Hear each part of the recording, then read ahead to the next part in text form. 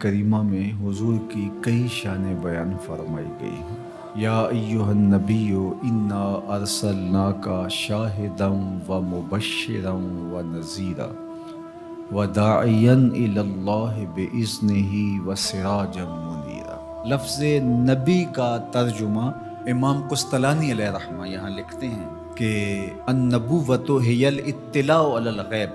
نبوت کیا ہے؟ یہ اطلاع علی الغیب سے ہے، تو پھر نبی وہ ہوتا ہے جو غیب کی خبریں دینے والا ہو۔ وما کان اللہ لیطلعکم علی الغیب ولکن اللہ یجتبی من رسلہ من یشاء۔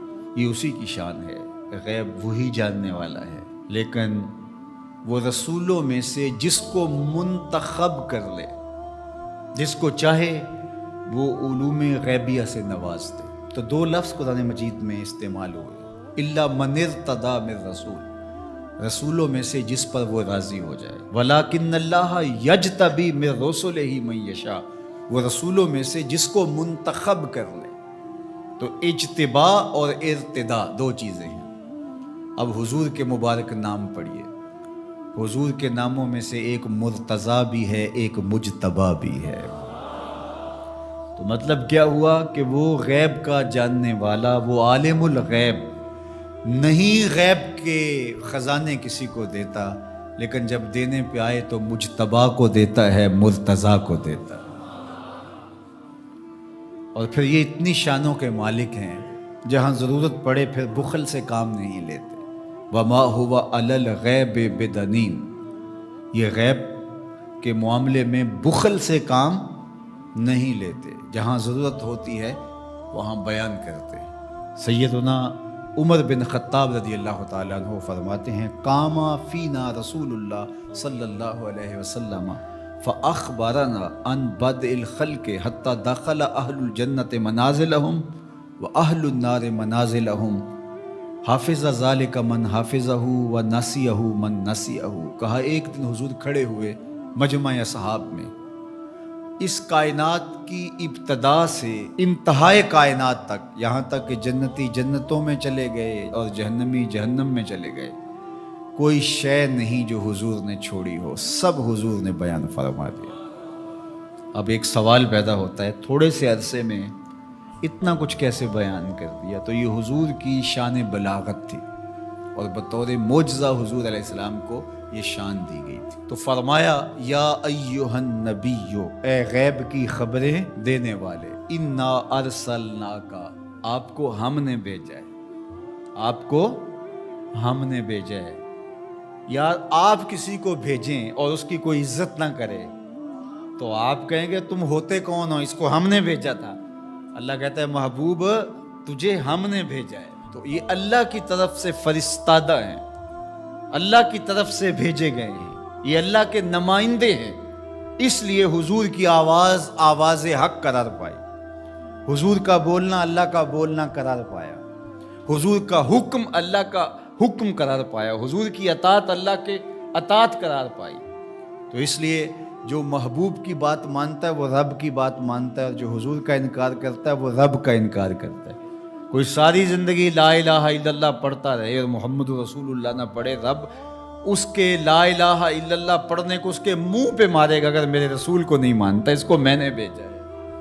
تو کہا انا ارسلناک شاہدا و مبشرا و نذیرا، آپ کو شاہد بنا کر بھیجا ہے، آپ کو مبشر بنا کر بھیجا ہے، آپ کو نذیر بنا کے بھیجا ہے۔ شاہد کا کیا معنی ہے؟ اتفاق تو ہوتا رہتا ہے مجھے بھی آپ کو، جب کوئی فوت ہو جاتا ہے تو جنازہ پڑھتے ہیں تو کیا اس میں بولتے ہیں، اللہم اغفر لحینا و میتنا و شاہدنا و غائبنا، اللہ جو حاضر ہیں انہیں بھی بخش دے، جو نہیں آئے انہیں بھی بخش دے۔ تو شاہد کا کیا معنی ہوا؟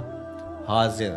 امام راغب الاصفہانی جو کہ لغت کے امام ہیں اور مفردات قرآن میں قرآن مجید کے الفاظ کی تشریح کرتے ہوئے لفظ شاہد پہ بات کرتے ہیں، تو وہ کہتے ہیں کہ الحضور مع المشاہدت اما بالبصر او بالبصیرہ، کہ شاہد کا معنی کیا ہے؟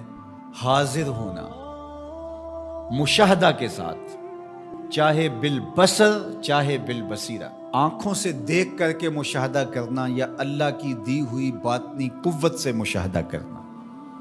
تو کہا یہ ہے شاہد کا مفہوم، اور حضور علیہ السلام کو میرے رب نے شاہد بنایا ہے، میرے رب نے شاہد بنایا، تو حضور کی نظروں سے کچھ پوشیدہ نہیں ہے۔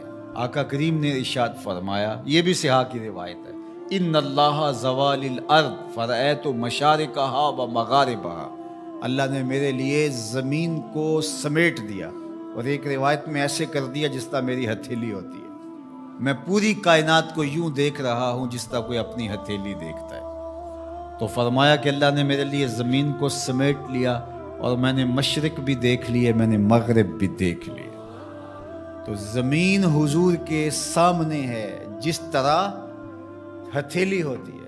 انی ارا ما لا ترون و اسمع ما لا تسمعون، فرمایا جو میں سنتا ہوں وہ تم نہیں سنتے، اور جو میں دیکھتا ہوں وہ تم نہیں دیکھتے۔ سورج کو گرہن لگ گیا، حضور نماز کے لیے کھڑے ہوئے، نماز پڑھاتے پڑھاتے حضور نے ہاتھ آگے بڑھایا، پھر حضور نے ہاتھ پیچھے کھینچ لیا، سلام پھرا تو صحابہ نے پوچھا حضور آج نماز میں آپ نے ہاتھ آگے بڑھا لیا تھا جس طرح کوئی چیز پکڑنے لگے ہوں، پھر آپ نے ہاتھ پیچھے کھینچ لیا، کیا ماجرا ہوا؟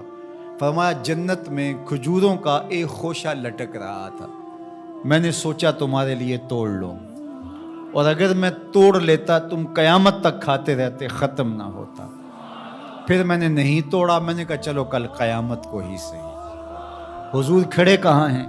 مدینے میں، صحاح کی روایت ہے، کھڑے کہاں ہیں؟ اور ہاتھ اٹھا کے کہاں تک پہنچایا؟ جنت میں۔ صحیح بخاری اٹھائیے، باب تصفیۃ الصفوف ہے، حضور نے فرمایا صحابہ صفیں سیدھی رکھا کرو، مت سمجھو میں صرف آگے دیکھتا ہوں، میں آگے بھی دیکھتا ہوں، میں پیچھے بھی دیکھتا ہوں، میں تمہارے رکوع بھی دیکھتا ہوں، دلوں میں پیدا ہونے والے خشوع بھی دیکھتا ہوں۔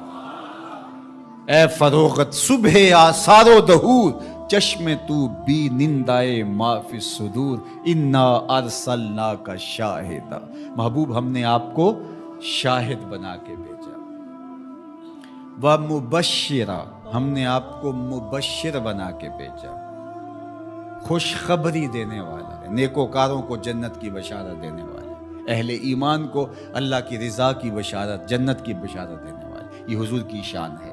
پھر فرمایا وَنَذِيرًا، ڈر سنانے والا، کفار کو، عاصیوں کو، بدکاروں کو، اللہ کے نافرمانوں کو جہنم کے عذابوں سے ڈرانے والے، یہ نبی کی شان ہے، نبی مبشر بھی ہیں اور نذیر بھی ہیں۔